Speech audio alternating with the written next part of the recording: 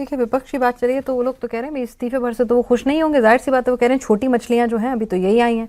अखिलेश ने लंबा चौड़ा ट्वीट कर दिया है। जैसे एक चीज़ देखें कि आस्था पे चोट वाली जो बात रहती है ना, कि जैसे महमूद गजनी जैसे लोगों ने आके हमारे सोमनाथ मंदिर को इतनी बार लूटा, हमारे मंदिरों पे अटैक तो मुस्लिम आक्रांताओं द्वारा होते रहे, तो उससे आस्था की चोट, हमारी थोड़ी आस्था टिक जाएगी।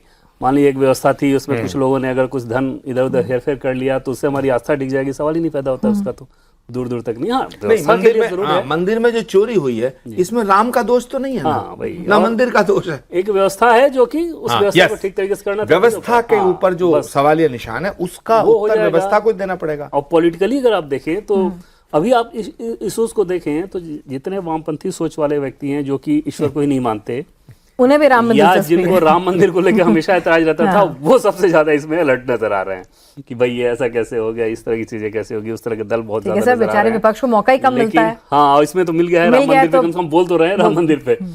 बीजेपी जैसी पार्टी, क्योंकि राम मंदिर उनके हिंदुत्व का सबसे बड़ी ताकत, उनका हिंदुत्व है बीजेपी का गवर्नेंस के साथ, तो हिंदुत्व के आइकॉन के तौर पे राम मंदिर का उन्होंने लगातार उस आंदोलन किए रखा। और वहाँ पर अगर उनको कोई विंडो नज़र आ रहा हो वो कोशिश करेंगे, लेकिन ये विंडो कुछ है नहीं।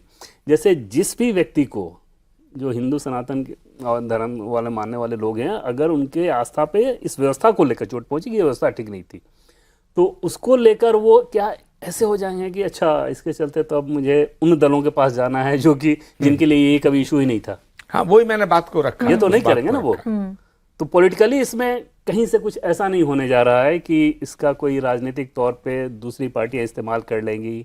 वो सोच ही अपने आप में इसे जांच। अवधेश जी को भूलिए नहीं, ट्रॉफी है वो अखिलेश जी की।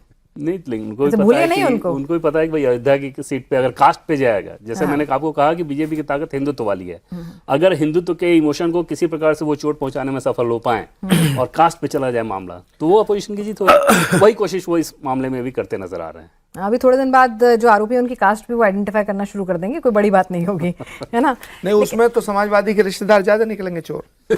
तो इसीलिए तो पिनाजी ने बोला कि ये तो आप देख लेना, इट में भी जो भी निकल रहे हैं, टिन्नू यादव, पिन्नू यादव, वो तो चंपत राय जी के ड्राइवर हैं। चंपत राय जी बहुत करीबी हैं, चाबियां वाबियां सब उनके पास ही रहती थी, खाली यादव पे मत जाइए। आपने शेक्सपियर का नाटक पढ़ा है ना, पढ़ा होगा, उसमें क्या होता है, जब जूलियस सीजर को खंजर लगता है तो जो पीछे मुड़ के देखता है तो ब्रूटस होता है, यूट्यूब ब्रिटी है।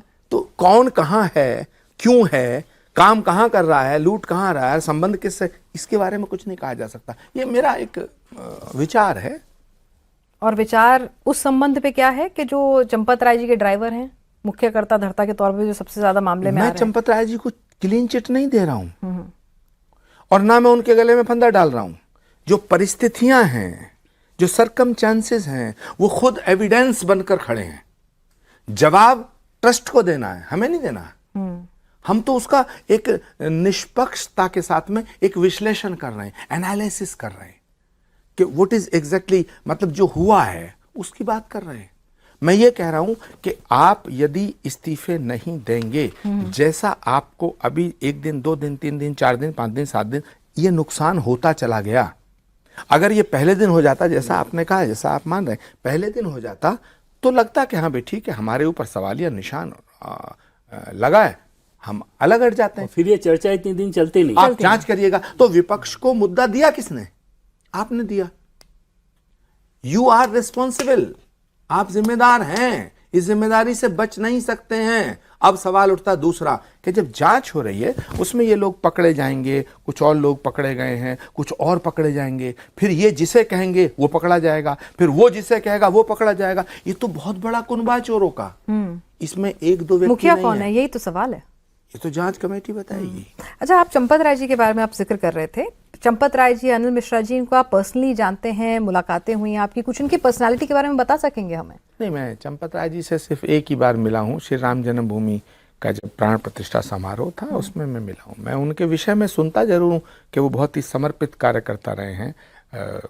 श्री राम जन्मभूमि के आंदोलन के लिए भी उन्होंने, और श्री राम जन्मभूमि मंदिर के प्रति बड़ा समर्पण भाव रहा। उनके विषय में ये सब कहते हैं, लेकिन मेरा उनसे व्यक्तिगत कोई परिचय नहीं रहा है। और अनिल मिश्रा जी? मैं जानता ही नहीं कौन अनिल मिश्रा, कहाँ के हैं, क्या है।